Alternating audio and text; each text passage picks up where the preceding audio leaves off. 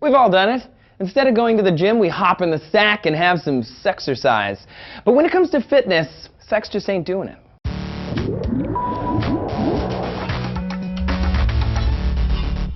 Howdy y'all, Trace here coming at you from D News with a little public service announcement. I'm sorry to say it, I know, sex is not exercise. I know.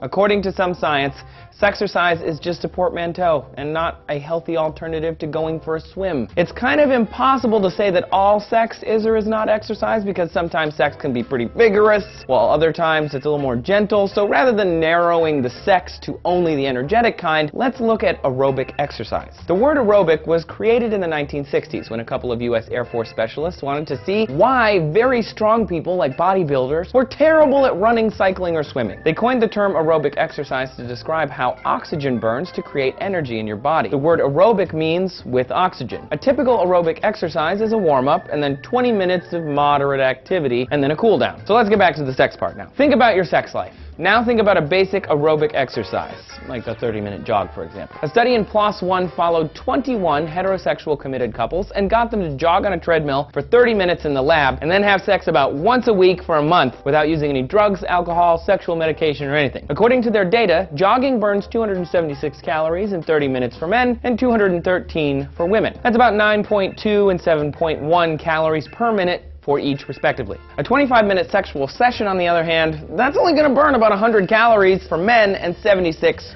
for women. So, sure, if you really hit it hard, then maybe you'll get some actual exercise. But overall, according to this study, making whoopee is not the aerobic equivalent of a short jog. Unless, of course, you can double the time that you're doing it, I guess. You know, hold on to that feeling or whatever. The thing is, according to the New England Journal of Medicine, the average sexual session only lasts about 6 minutes. I'm guessing they're just counting the really active parts, right guys? You feeling me? But regardless of whether it's actual fitness, studies across scientific literature have found that regular sexual function decreases risks of heart disease, stroke, type 2 diabetes, period cramps, chronic pain, and may even relieve headaches. So where's your excuses now? The NIH found regular sexual activity in college-aged students was found to strengthen the immune system, and a long-term study in Wales found that older men who orgasm twice a week have a 50% drop in mortality rates. They lived longer because sex is just great for everybody. So don't be sad. Even though sex isn't a replacement for going to the gym, if you're worried about sex and exercise,